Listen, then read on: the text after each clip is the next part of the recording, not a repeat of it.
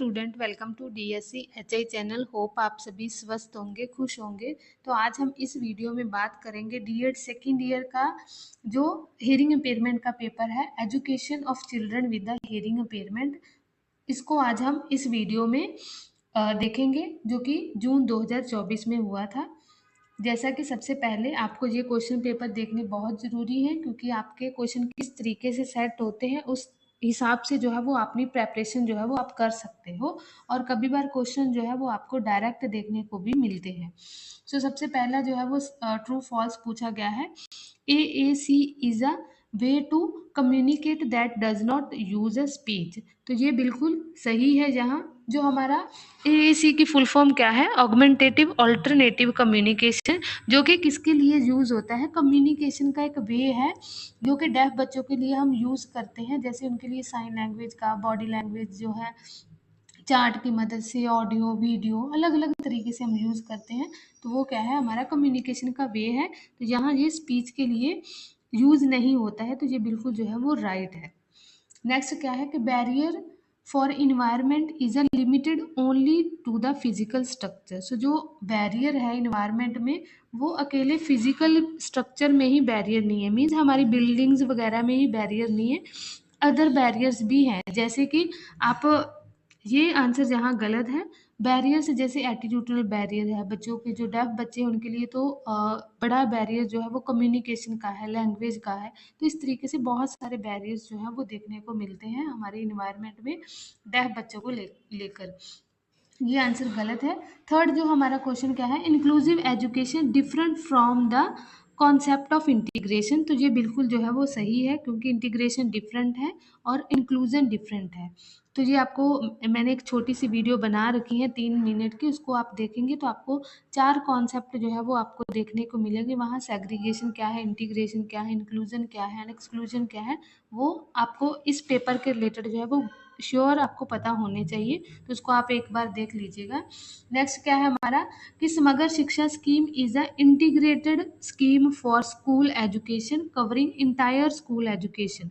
सो अगर आपने इंटायर बोल दिया तो इंटायर जो है वो प्री स्कूल से ही शुरू हो जाता है, और हमारी स्कूल एजुकेशन जो है वो कहाँ तक होती है? +2 तक होती है।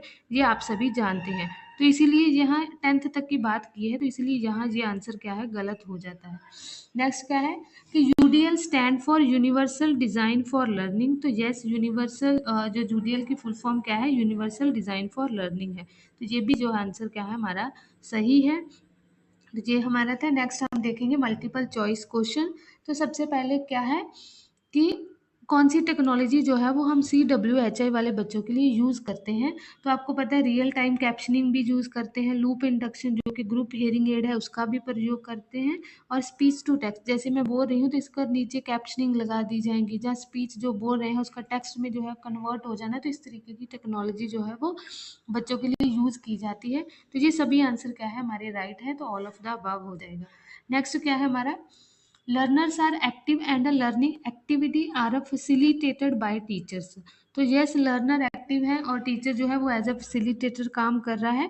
तो यहाँ जो है हमारी अप्रोच कौन सी है? लर्नर सेंटर्ड जो है वो यूज़ होगी। कभी बार स्टूडेंट सेंटर्ड भी लिखा आता है और जहाँ चाइल्ड सेंटर्ड, तो ये सभी सेम ही टर्म है, इसको ध्यान रखेंगे। नेक्स्ट हमको ICT की फुल फॉर्म पूछी थी। ICT की फुल फॉर्म क्या है? Information communication technology. नेक्स्ट है हमारा कि NP 2020 focus on the dash reducing drop out rate of student from the schools. So NP 2020 जो है वो किस पर फोकस करती है कि ताकि ड्रॉप आउट रेट जो है वो कम हो। तो इसमें से जो है वो सभी आंसर जो है वो सही लग रहे हैं। रिटेंशन पर भी बात की गई है NP 2020 में, और री एंट्री की भी बात की गई है। इनरोलमेंट रेशो को भी बढ़ाना है हमें, ताकि बच्चों की जो बच्चे जो है वो ज़्यादा से ज़्यादा जो है हमें, जैसे कि 2030 तक इन्होंने टारगेट बोला है कि हमें 100% जो है वो इनरोलमेंट रेशो जो है वो करना है स्कूल्स में। तो इसीलिए हम मान सकते हैं कि सभी जो है वो ड्रॉप आउट रेट कम करने के ही, अगर ड्रॉप आउट रेट हम कम कर पाएंगे तभी हमारी जो है 100% जो है वो अचीवमेंट हो पाएगी।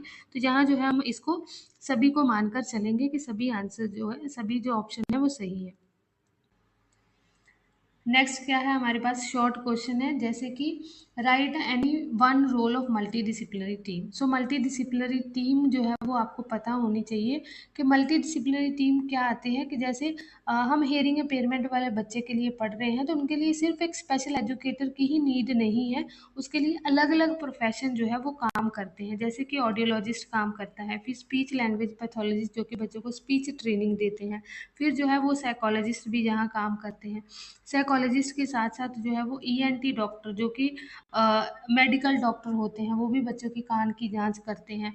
फिर उसी के साथ जो है वो ऑक्यूपेशनल थेरेपिस्ट भी जो है वो भी काम कर सकते हैं। फिर जो है वो पेरेंट्स हो गए, पेरेंट्स जो है वो इम्पोर्टेंट रोल। तो ये सभी पूरी एक टीम है, और ये टीम जो है वो इंडिविजुअल रूप से बच्चों के लिए क्या करती है, असेस करती हैं, उनके लिए प्लान करती है और इंटरवेंशन जो है प्रोवाइड करती है और रिहैबिलिटेशन करती है। तो ये जो है वो इम्पॉर्टेंट रोल है मल्टी डिसिप्लिनरी टीम का, कि सभी जो है वो अपनी प्रोफेशन के अकॉर्डिंग जो है वो प्लान करते हैं, बच्चे को पहले असेस करते हैं, डायग्नोस करते हैं, फिर उसके बाद में उस असेसमेंट के अकॉर्डिंग ही बच्चे का इंटरवेंशन करते हैं और रिहैबिलिटेशन करते हैं। तो ये इम्पॉर्टेंट रोल है, ये आपको मल्टी डिसिप्लिनरी टीम के जो है जो प्रोफेशन इसके अंतर्गत आते हैं वो आपको पता होने चाहिए। नेक्स्ट क्या है, any one important of UDL. So UDL जो है वो क्यों जरूरी है, क्योंकि एक तो इक्विटी एंड क्वालिटी पर फोकस करता है कि हमें क्वालिटी एजुकेशन देनी है और इक्विटी एजुकेशन देनी है। इसकी मैंने पूरी वीडियो बना रखी है कि यूडीएल जो है वो क्या है, किस तरीके से, क्योंकि ये डाइवर्सिटी को जो है वो फॉलो करता है। इसमें बच्चे की जो अलग अलग नीड्स हैं और उसमें लर्निंग स्टाइल भी बताए हुए हैं, कि जैसे हमारा वार्क लर्निंग स्टाइल है तो उनके अकॉर्डिंग जो है वो हमें कंटेंट प्रोवाइड करना है, उसके अकॉर्डिंग प्रोसेस करना है, वो सभी चीज़ें जो है वो बताई हुई है। आपने आपका ये क्वेश्चन रहेगा कि वार्क की फुल फॉर्म जो है वो आपने कमेंट बॉक्स में लिखनी है कि वार्क की फुल फॉर्म क्या है। ये एक लर्नर स्टाइल है, कि लर्निंग स्टाइल तो और लर्नर स्टाइल दोनों सेम है, इनकी क्या फुल फॉर्म है आपने कमेंट बॉक्स में ज़रूर लिखनी है कि क्या इसकी फुल फॉर्म है। सो यूडीएल की इंपॉर्टेंट यही है कि हमें inclusive equality equality and equity education जो है वो प्रोवाइड करनी है। नेक्स्ट क्या है हमारा, right one need of school readiness. So school readiness के लिए का क्यों ज़रूरत है, ताकि बच्चों के हॉलिस्टिक डेवलपमेंट जो है उस पर हम फोकस करते हैं, ताकि बच्चे की एकेडमिक जो है वो स्टार्ट की जाए, उसकी लिटरेसी डेवलपमेंट करने के लिए हमें जो है वो स्कूल रेडीनेस जो है वो बहुत ज़रूरी है बच्चे के लिए। नेक्स्ट क्या है, राइट वन ऑब्जेक्टिव ऑफ समग्र शिक्षा अभियान। सो समग्र शिक्षा अभियान जैसे मैंने आपको बताया कि सभी बच्चों के लिए शिक्षा जो है वो प्रोवाइड करता है, प्री स्कूल से लेकर जो है उनकी +2 तक की शिक्षा को जो है ये इम्पोर्टेंस देता है और इंक्लूसिव एजुकेशन पर जो है वो फोकस करता है, क्वालिटी एजुकेशन को जो है वो कंसीडर करता है। तो ये ऑब्जेक्टिव है। नेक्स्ट क्या है, give any one name of government welfare scheme. So government welfare की स्कीम, इसमें आप एडिप की जो है वो दे सकते हो कि एडिप स्कीम क्या है, कि जो उन बच्चों को डिसेबल बच्चों को क्या करती है, एड्स एंड अप्लाइज जो है वो प्रोवाइड करती है, ताकि वो इंडिपेंडेंटली अपनी चीज़ों को जो है वो कर पाए। हियरिंग एड प्रोवाइड करती हैं, व्हील चेयर हो गया, वॉकर हो गया, ट्राईपोड जो साइकिल होते हैं, वो चीज़ें क्या है प्रोवाइड करते हैं। हियरिंग एड, कोक्लियर इम्प्लांट हो गया। तो इस स्कीम के तहत जो है वो बच्चों को जो डिसेबल बच्चे हैं उनको जो है वो चीज़ें प्रोवाइड की जाती हैं, उनको असिस्टिव डिवाइस जो है वो प्रोवाइड किए जाते हैं, ताकि वो इंडिपेंडेंटली अपनी काम को इंडिपेंडेंटली जो है वो जा आ सके, अपने काम को कर सके। तो इसके लिए जो है वो अडिप स्कीम जो है वो है, तो इसको आप लिख सकते हो। तो क्या है हमारा, what is early identification. So early identification क्या होता है, कि जब हम बच्चे को अर्ली डायग्नोस करते हैं, ताकि उसकी जो आगे आने वाली लॉन्ग लाइफ या लॉन्ग टर्म में कोई चीज़ का इम्पैक्ट ना पड़े, उसको अर्ली डायग्नोस करना, ताकि बच्चे को अप्रोप्रिएट जो है वो हम इंटरवेंशन कर सकें और उसकी जो लाइफ लॉन्ग के लिए जो चीज़ें हैं वो उनका सुधार कर सकते हैं। तो उसको जो है वो कर करने के लिए किया जाता है, करने के लिए किया जाता है। What is given any one name of government welfare scheme. So government welfare scheme में आप किसका लिख सकते हो, एडिप स्कीम का। अडिप की स्कीम की फुल फॉर्म क्या आती है? Assistance to disable persons for purchase fitting of aid and employees. So जो डिसेबल बच्चे हैं उनके लिए अलग अलग प्रकार के जो असिस्टिव डिवाइस है उनको प्रोवाइड करते हैं इस स्कीम के तहत। ठीक है, तो ये आप जो है इसका नाम जो है वो लिख सकते हैं, इसकी पूरी फुल फॉर्म जो है वो याद रख लेना कि इसकी फुल फॉर्म क्या है। और ये आया था 1981 में जो है जी स्कीम जो है वो आई थी। और उन बच्चों को रिहैबिलिटेशन करने के लिए उनको फिजिकली सोशल साइकोलॉजिकली जो है वो रिहैबिलिटेशन करने के लिए और उनको एजुकेशन में इन्हेंस करने के लिए ये जो है वो स्कीम लाई गई थी। आप इसको ध्यान में रखेंगे।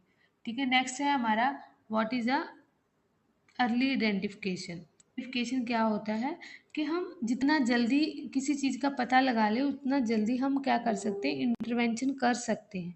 तो अर्ली इवैल्यूएशन करना और उसका ट्रीटमेंट करना या उसका इंटरवेंशन करना बच्चे का, ताकि वो बच्चा जो है वो उसकी आगे आने वाली, जैसे हम बोलते हैं कि क्रिटिकल टाइम पीरियड में बच्चों का आइडेंटिफिकेशन हो जाना चाहिए ताकि उसकी फिजिकली हो, कॉग्निटिव हो, सोशल हो, इमोशनल हो, कम्युनिकेशन हो, लैंग्वेज हो, उन सभी को हम डेवलप कर सके। तो इसके लिए जो जिनका डिले लैंग्वेज डेवलपमेंट होता है, जहाँ एट रिस्क लेवल पे होते हैं कि बहुत ज़्यादा उनको सीवियर प्रॉब्लम है, तो उसका अगर अर्ली डायग्नोस किया जाए, हो सकता है कि हम उसको थोड़ा बहुत क्योर कर सकें, चीज़ों को हैंडल कर सकें, तो उसका आगे आने वाले इम्पैक्ट जो है वो आगे की लाइफ पर कम पड़े। इसके लिए हम क्या करते हैं, अर्ली आइडेंटिफिकेशन करते हैं। तो ये एक कॉम्प्रिहेंसिव जो है वो सपोर्ट होती है ताकि बच्चे को सही से डायग्नोस करके उसका इंटरवेंशन जो है वो अर्ली किया जाए ताकि बच्चे को सही से चीज़ें जो है वो प्रोवाइड हो सके।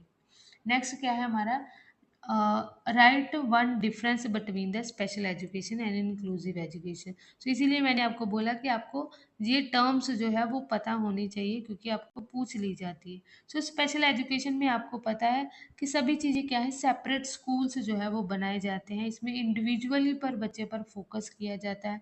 मीन्स कि उनको सभी एक जैसा माहौल दिया जाता है जहाँ कोई भी अलग अलग नहीं होता है, इसमें सभी एक जैसे बच्चे हों, तो बच्चे का सोशली जो है वो विकास है वो अपने अनुसार जो है वो कर सकते हैं।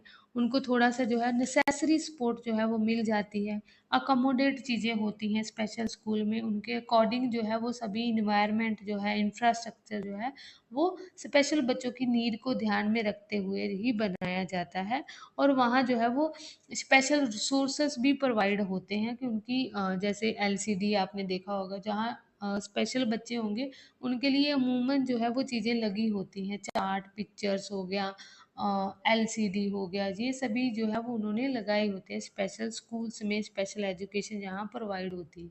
बट अगर हम देखें जनरल स्कूल्स में, उनमें इतना ज़्यादा जो है वो इन चीज़ों का प्रयोग कम होता है। वहीं देखें हम इंक्लूसिव एजुकेशन, सो इंक्लूसिव एजुकेशन में क्या है कि एक तो वो हो जाता है कि सभी बच्चों को एक साथ जो है वो दी जा रही है एजुकेशन।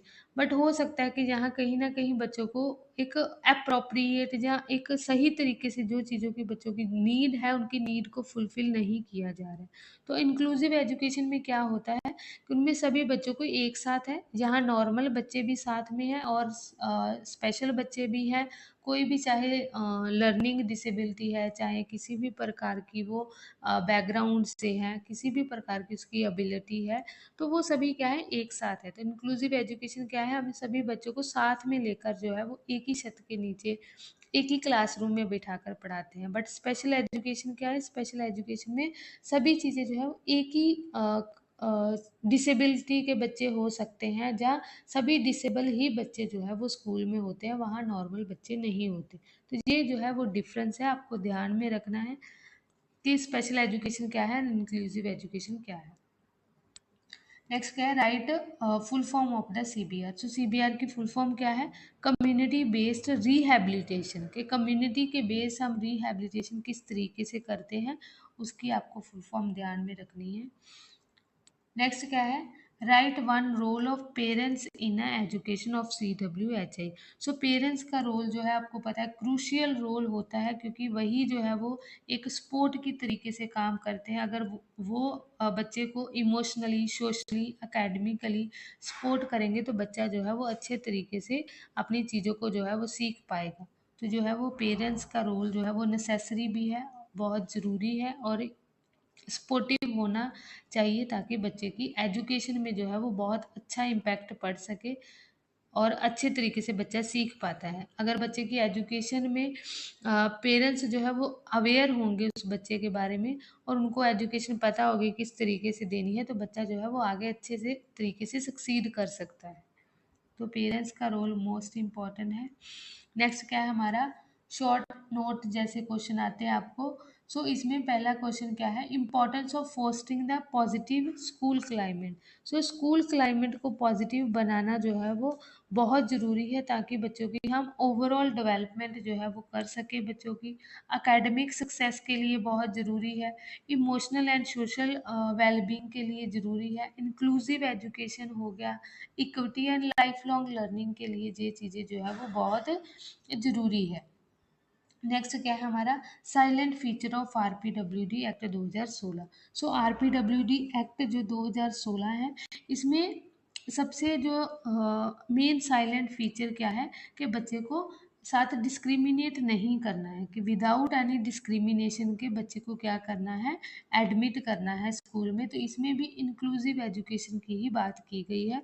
और बिल्डिंग को क्या करना है, असेसिबल बनाना है, कि बिल्डिंग इस तरीके से होनी चाहिए कि व्हील चेयर वगैरह प्रोवाइड होनी चाहिए, रैंप होने चाहिए, ताकि बच्चे को आने जाने में कहीं दिक्कत ना हो। नेक्स्ट क्या है, रीजनेबल जो है वो अकोमोडेशन करनी है, कि जहाँ आपको लगता है कि चीज़ों को अकोमोडेट करना है, बच्चों के अनुसार किसी चीज़ को आपने ढालना है, तो उसको वो है उस तरीके से होना चाहिए। एक्सेसरी सपोर्ट देनी है इंडिविजुअल रूप से, अगर बच्चे को कहीं भी इंडिविजुअली नीड है कहीं, तो उसको आपने प्रोवाइड करनी है। ये जो है वो RPWD में कही गई है। और डेफ और ब्लाइंड बच्चों के लिए स्पेशली ये चीज़ कही गई है कि आपने उनके जो कम्युनिकेशन मोड है उनको प्रयोग करना है, कि जो वो यूज़ करते हैं उनके कम्युनिकेशन का जो है वो आपने प्रयोग करना है। फिर जो लर्निंग डिसेबिलिटी है उसको अर्ली डिटेक्ट करना है और उसी के अनुसार जो है वो पेडागोजी जो है वो करवानी है। फिर जो चीज़ें हम कर रहे हैं उसको मॉनिटर भी करना है, कि क्या जो बच्चे हैं वो एजुकेशन प्राप्त कर पा रहे हैं, कितना कर रहे हैं, अपने लेवल ऑफ स्टेज के अनुसार चल रहे हैं, कोई पीछे तो नहीं रह रहा है, उसको मॉनिटर करना भी बहुत ज़रूरी है। और ट्रांसपोर्टेशन भी प्रोवाइड करनी, ये भी RPWD में कहा गया है कि बच्चों को, जो डिसेबल बच्चे हैं उनको ट्रांसपोर्टेशन जो है वो प्रोवाइड करनी है। तो ये सभी जो है वो फीचर्स थी, आपको ध्यान दो। दूसरा आपको ध्यान में रखना है, इसमें 21 डिसेबिलिटी है और 21 डिसेबिलिटी के आपको थोड़ा सा गो थ्रू हो जाना। मैंने क्वेश्चन भी डाला हुआ है और RPWD की वीडियो पूरी डाली हुई है डिसेबिलिटी के नाम की, कि कौन सी डिसेबिलिटी है। और दूसरा आपने ये ध्यान में रखना कौन सी नहीं है, ब्लड डिसऑर्डर आपको पूछ लिए जाते हैं, कौन से ब्लड डिसऑर्डर है। फिर आपको ड्वार्फिज्म के बारे में, बौनापन जो है वो डिसेबिलिटी, एसिड अटैक भी डिसेबिलिटीज में इंक्लूड की गई है। तो ऐसे जो डिसेबिलिटी कुछ नई ऐड की है उनके नाम थोड़े से आपने याद रखने हैं, ताकि आपको ध्यान रहे। नेक्स्ट क्या है हमारा, types of educational evaluation. Educational evaluation जैसे आपको पता है फॉर्मेटिव और समेटिव, आप सभी जानते हैं, फॉर्मेटिव एंड समेटिव। एक होता है डायग्नोस्टिक असेसमेंट, जिसमें हम बच्चे को डायग्नोस करते हैं कि किस तरीके की, किसी तरीके की बच्चे को कोई प्रॉब्लम तो नहीं है, कि लर्निंग गैप तो नहीं है, कहाँ बच्चे को दिक्कत आ रही है, तो हम डायग्नोस करते हैं। फॉर्मेटिव असेसमेंट जो कि हम ड्यूरिंग द क्लास जो है वो करते हैं, जब पढ़ा रहे होते हैं तभी हम साथ साथ में असेस करते रहते हैं कि बच्चे को कितना समझ में आया। Summative assessment end of the term होती है, जब हमारे पूरा कोर्स कंप्लीट हो जाता है तो लास्ट में जो एवेल्युएशन होता है उसको समेटिव असेसमेंट कहते हैं। नेक्स्ट होता है हमारा, एक होता है NRT, एक होता है CRT। इनकी आपको ये है नॉर्म रेफरेंस टेस्ट, ये है क्राइटेरिया रेफरेंस टेस्ट। तो ये भी जो है वो एवेल्युएशन के ही भाग है। ये क्राइटेरिया रेफरेंस क्या होता है कि जैसे आपका एक क्राइटेरिया सेट किया जाता है, जैसे आप सीटेट का एग्ज़ाम लगा लो कि सीटेट एग्ज़ाम में एक क्राइटेरिया सेट किया गया है कि 90% जो जनरल वाला बच्चा है, अगर उनके मार्क्स ये 90 तक आ जाते हैं तो बच्चा पास है। तो मीन्स एक क्राइटेरिया जो है वो सेट किया गया है। तो ये क्या है हमारे लिए, जैसे SC ST वालों के लिए 82 है, तो वो क्या क्राइटेरिया सेट है। NRT क्या है कि हम रैंकिंग के अकॉर्डिंग चलते हैं कि जिससे हम ज़्यादा इतनी कट ऑफ गई है, तो वो क्या है कि नॉर्म रेफरेंस टेस्ट है जो कि स्टैंडर्डाइज टेस्ट जो माने जाते हैं। सो एक रैंकिंग के जितने ज़्यादा जिस बच्चे के मार्क्स जो है वो ज़्यादा आएंगे तो वो क्या एक रैंक सेट हो जाएगा, फिर उसके नीचे नीचे जो है वो चीज़ें चलती रहेंगी। तो वो क्या है हमारा नॉर्म रेफरेंस टेस्ट है। तो ये आपको टेस्ट जो है वो पता होने चाहिए कौन सी एवेल्युएशन होती है। ये मैंने आपको थोड़ा सा ओवरव्यू दिया ताकि आपको क्लियर हो जाए। सो आपने इसी तरीके से आप क्वेश्चन को लिखेंगे। नेक्स्ट क्या है हमारा, educational need of children with the hearing impairment. So educational need क्यों है बच्चों के लिए, क्यों, क्योंकि सबसे पहले तो हमें बच्चों की लैंग्वेज को डेवलप करने के लिए ज़रूरी है, कम्युनिकेशन डेवलपमेंट करने के लिए ज़रूरी है, फिर हमें बच्चों का सोशल डेवलपमेंट करने के लिए हमें CWHI वाले बच्चे हैं उनकी लैंग्वेज पर ज़्यादा फोकस करना होता है, कम्युनिकेशन बच्चों का डेवलप करना होता है, सोशली इमोशनली जो है वो बच्चे को क्या करना होता है, उनका विकास करने के लिए हमें जो है वो उन बच्चों के लिए एजुकेशन जो है वो बहुत ज़रूरी है। तो ये चीज़ें आपने ध्यान में रखनी है। नेक्स्ट क्या है, merit and D merits of special education. So merit and D merit of special education में अगर लिखोगे तो आपने लिखनी है कि जो मेरिट है स्पेशल एजुकेशन की, अगर आप देखोगे कि स्पेशल एजुकेशन में जो सभी बच्चों को उनकी नीड के अकॉर्डिंग, उनके लेवल के अकॉर्डिंग जो है वो चीज़ें प्रोवाइड की जाती हैं और उनके अनुसार जो है वो इन्वायरमेंट जो है वो बनाया जाता है, असेसिबल होता है और टेक्नोलॉजी का जो है वो अच्छा खासा यूज़ किया जाता है स्पेशल एजुकेशन में। फिर क्वालिफाइड टीचर होते हैं, क्योंकि स्पेशल एजुकेशन है तो उसमें स्पेशल एजुकेटर टीचर ही जो है वो लिए जाते हैं। तो वो क्या है उन बच्चों को पढ़ाने के लिए उन्होंने एजुकेशन की होती है, तो ये इसकी मेरिट है। अब जैसे आप हियरिंग इम्पेयरमेंट हो तो आपने हियरिंग इम्पेयरमेंट की चीज़ें पढ़ी हुई है, तो आप जब स्कूल में जाओगे तो आप एक special educator hearing impairment school में जाओगे तो आप क्या स्पेशल स्कूल में पढ़ाने जा रहे हो, तो यही जो है वो इसकी मेरिट है। अब डी मेरिट से देखें तो ये भी हो सकता है कि बच्चे को एक स्पेशल स्कूल का लेबल जो है वो लग जाता है, तो इस तरीके से जो है वो एक नेगेटिव एटीट्यूड जो है वो लोगों का बन जाता है। फिर इंटीग्रेशन नहीं हो पाता, क्योंकि हमें मेन चीज़ें जैसे हमने देखी कि सोसाइटी में हमें बच्चों को इंटीग्रेट करना है, तो उसमें जो है वो डीमेरिट हो जाती है, क्योंकि बच्चे एक सेग्रीगेट बन जाते हैं स्पेशल स्कूल में अगर हम देखें, तो वो एक सेपरेट जो है वो ग्रुप बन जाता है, वो सोसाइटी के साथ उनको थोड़ा सा इंटीग्रेट करने में मुश्किल आती है। फिर उनको जो है वो एक्सपेक्टेशन भी जो है उनसे कम मान ली जाती है कि जैसे ये तो स्पेशल बच्चा है इससे क्या ही होगा, तो एक्सपेक्टेशन भी जो है वो कम मान ली जाती है, क्योंकि ये स्पेशल स्कूल में जाता है नॉर्मल में नहीं जाता है। तो इस तरीके से जो है वो इसकी डीमेरिट्स जो है वो आपने लिखनी है। तो सोशल रिलेशन जो है वो भी जो है वो लेस हो जाता है as comparative to normal school से। जब नॉर्मल स्कूल में होते हैं तो हमारा सोशल जो रिलेशनशिप है बहुत ज़्यादा फ्रेंड्स होते हैं, हम दूसरों को जानते हैं, कल्चर जानते हैं, बट स्पेशल में हम जाएंगे तो हम एक ही कल्चर को उसी तरीके से जैसे सभी बच्चे एक जैसे हैं उसी के तरीके से रहते हैं, तो वो चीज़ जो है वो जहाँ डीमेरिट हो जाएगी। नेक्स्ट आपने लिखनी है क्या था, features of a CBR। So CBR क्या है, जैसे मैंने आपको बताया कम्युनिटी बेस्ड रिहैबिलिटेशन है। तो कम्युनिटी बेस्ड रिहैबिलिटेशन में क्या है, हम अवेयरनेस जो है वो लोगों को अराइज करते हैं ताकि लोगों को उसके बारे में पता चले और लोग जो है वो उसके बारे में अवेयर हो। दूसरा, हमें जो डिसेबल बच्चे हैं उनको एम्पावर करने के लिए ताकि वो सशक्त हो सके, इंडिपेंडेंटली अपनी चीज़ों को कर सके। हेल्थ के सेक्टर में कि उनको हेल्थ की जो प्रॉपर ट्रीटमेंट है, प्रॉपर इंटरवेंशन है वो मिल सके, इसके लिए हम CBR जो है वो कंडक्ट करते हैं। फिर जो है वो लोकल नीड्स के बच्चों की क्या नीड्स हैं, क्या लोगों की नीड्स हैं, उसको फुलफिल करने के लिए हम CBR करते हैं। फिर उनकी जो है वो एजुकेशन को प्रोवाइड करने के लिए कि एजुकेशन असेसिबल जो जहाँ उनके लिए असेसिबल है उसको हम अवेयर करते हैं कि जैसा आप यहाँ जाकर एजुकेशन ले सकते हो, आप ये कर सकते हो। उनके लिए अपॉर्चुनिटी जो है वो हम उनको प्रोवाइड करते हैं कि जैसे सीबीआर जो है वो यही मेन मकसद है कि उनकी फैमिलीज़ को और उनके जो फैमिलीज़ और बच्चों को क्या करते हैं, एजुकेशन के रिलेटेड हो गया, हेल्थ के रिलेटेड हो गया, सोशल के रिलेटेड हो गया, उन बच्चों को सभी को हम एम्पावर करते हैं ताकि वो भी समाज के साथ जुड़े और उनको लोगों को अवेयर हो कि यस ये चीज़ें हो रही हैं। इस तरीके से हम स्कीम के बारे में हो सकता है कि जहाँ इस स्कीम मिलती है, स्कीम के अंतर्गत ये चीज़ें फैसिलिटी हैं, जहाँ एजुकेशन फ्री मिलती है, जैसी चीज़ें, तो जो लोग जो है वो अवेयर हो और अपनी नीड्स को जो है वो फुलफिल कर सके, इंडिपेंडेंट बन सके। ये जो है वो सीबीआर की फीचर्स है, आपको ये ध्यान में रखनी है। नेक्स्ट जो है वो आपको लॉन्ग क्वेश्चन जैसे पूछे जाते हैं। सो फीचर्स क्या है एनईपी 2020 की। सो आपको पता है एनईपी 2020 जो है वो हमारी किस पर फोकस करती है, चाइल्ड सेंटर्ड पर फोकस करती है। उसका मेन मकसद क्या है कि हमें यूनिवर्सल असेस एजुकेशन पहुंचाना है, कि मीन सभी को जो है वो एजुकेशन जो है वो प्रोवाइड करनी है। ठीक है, ये दो टॉपिक है आपके, यूडीएल हो गया, आरपीडब्ल्यूडी हो गया और एनपी 2020। इसकी मैं एक बड़ी वीडियो जो है वो आपको कंटेंट के साथ जो है वो प्रोवाइड कर दूंगी, ठीक है, एक दो दिन तक, ताकि आप जो है इसको असेस कर सको और अच्छे से समझ पाओ। ठीक है, यूनिवर्सल असेस एजुकेशन जो है वो पहचानी है।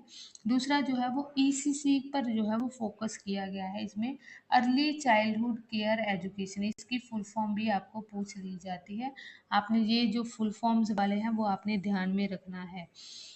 उसके बाद में एफएलएन पर फोकस किया गया है। एफएलएन की भी फुल फॉर्म आपको ज़्यादा ध्यान रखनी है, फाउंडेशन लिटरेसी न्यूमरेसी।